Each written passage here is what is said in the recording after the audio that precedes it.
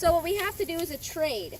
So what we would normally do is cut off one of the legs and stick that underneath him, and he will continue to eat on the glove, and then we can lift him up and take the rest of the carcass away.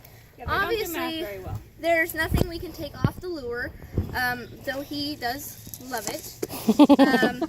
So obviously you could still look like a bad guy if you tried to rip that off. Yeah, so what I have is a wing, and we're going to do a bit of a trade, and maybe he'll step off nicely, maybe he will want to play a game of tug-of-war.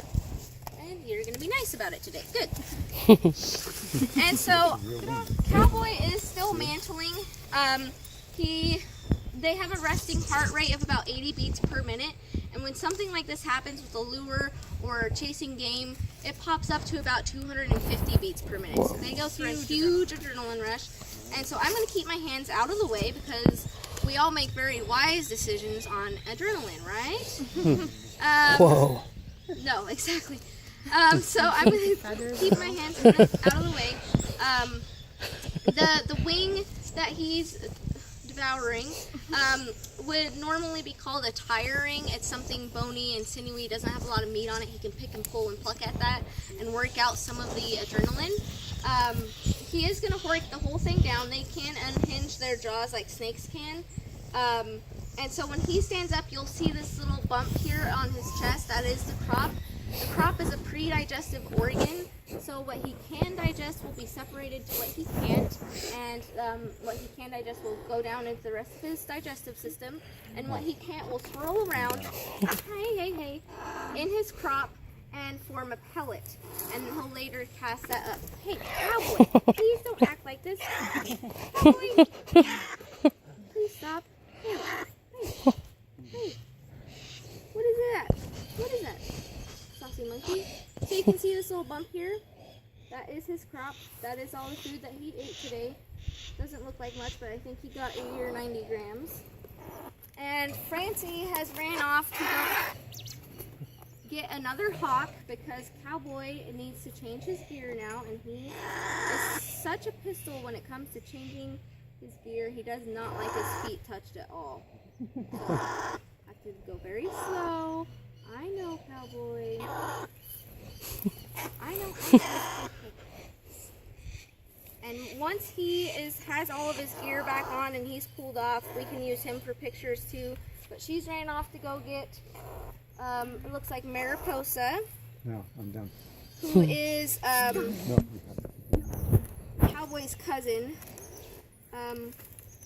She weighs about 2 pounds. As soon as I get a little bit more gear on, I'll set them next to each other.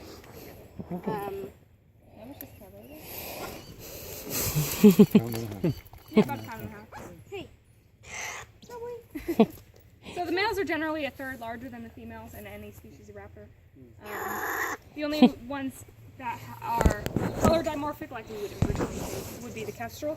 Like, so the males are colorful and the females are pretty dull. you're all hot now.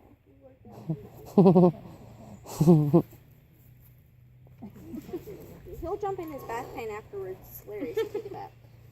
Anyways, so these are the male and female size difference. You can see that her feet are a whole lot bigger than his, and she is just a lot bigger in general. We could not do this with any other species. They would totally try to attack each other. You notice that Francie is holding Mary just a little bit higher. That is because she is the dominant female. She's the alpha. Get it, She girl. is the alpha and the omega. Anyway, so Francie can start taking pictures with you guys. The sun's coming from that direction, so we can set you in front of the oak tree if you want. And we can start taking pictures with Mary. My mom understands my language. That's so cool.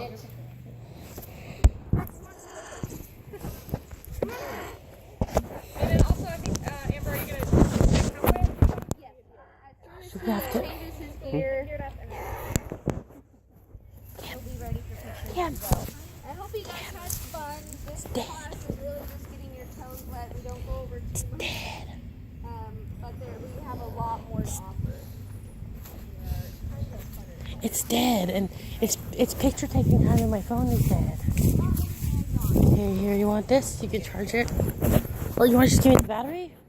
No, let's just do that. How much battery's in it. Battery's in my phone still.